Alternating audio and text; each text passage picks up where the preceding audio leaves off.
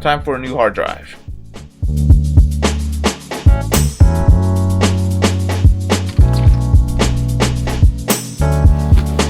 You know, if you would have told me that 10 months ago I was going to fill up a 4TB hard drive and I would be starting my second one in October, I would have told you you're probably crazy, because I didn't think I would fill up 4TB worth of hard drive space just doing my vlogs. But here we are in October and I filled up my first hard drive, and I just can't believe how much data you can actually accumulate just trying to do vlogs.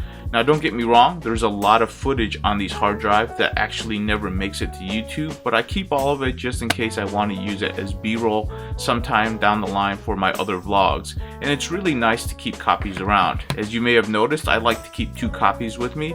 I like to keep one at home in a centralized server, and then I also like to use these portable hard drives in which I can actually take them with me, and if I ever need B-roll, I have a temporary copy on these hard drives. They're really cheap nowadays. Hard drives just aren't really all that expensive. There's really no reason not to get them. So that's what I'm doing, and it's been very effective for me.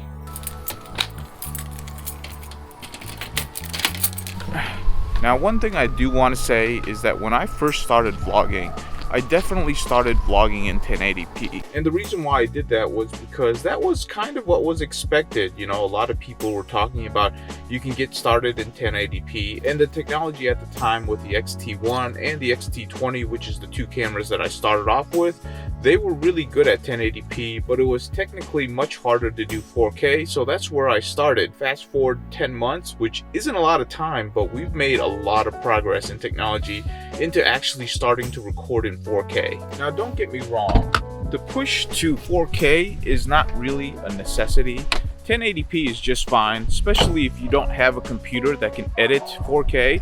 It is still very processor intensive, but if you can go to 4K, it's definitely a goal that I think everybody should have. This is because 4K is not a fad. Everything is moving to 4K, and we are making videos on the internet.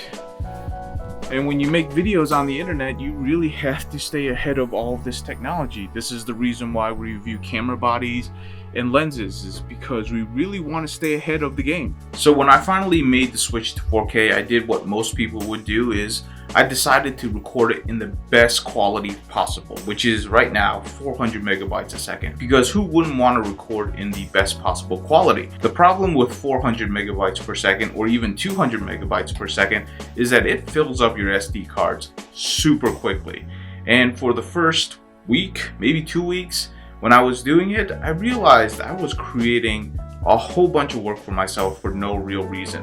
Nobody would really want this footage. This footage is important to me because it's a diary of what I'm doing and the story that I'm trying to tell. So what I really ended up finding out was I dropped down to 100 megabytes per second, did a bunch of videos there just to see if anybody would notice the difference.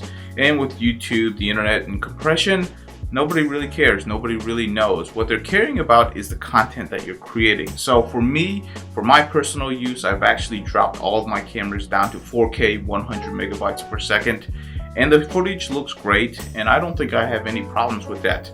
And even with that cap, I still managed to fill up 4 terabytes in under a year. I was pretty certain when I first started that I would not do that. The hard drive would at least last 1 year.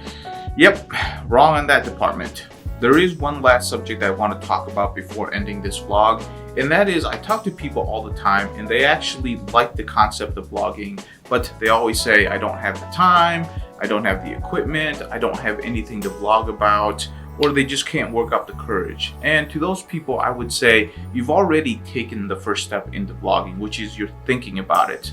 Really what you need to do now is you need to actually just take a little bit of action. When you start vlogging, you don't need to go out into the world and vlog. You can actually just vlog in a nice safe area in your own home. That's going to be the super simple way of starting to vlog. And trust me, you post it out on the internet, especially when you do it the first few times.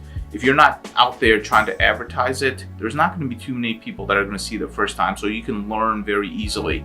Now, if you're the type of person that says, I have nothing to vlog about, that's not true. What that shows you is that you're thinking about it and you're not living your life to the fullest. That was my case right there. I was in a routine and I just needed to break out of that routine. And vlogging has really helped me break out of that routine and really allowed me to do many things that I just normally would not have done. So I definitely encourage people to really take the steps to start vlogging, because it really helps you break out of your routine and it really helps you to live your life the fullest. So I encourage you to do that. Leave me some comments on what you think about that, or things that you would stumble with if you wanted to start vlogging, and maybe I can give you some suggestions about it.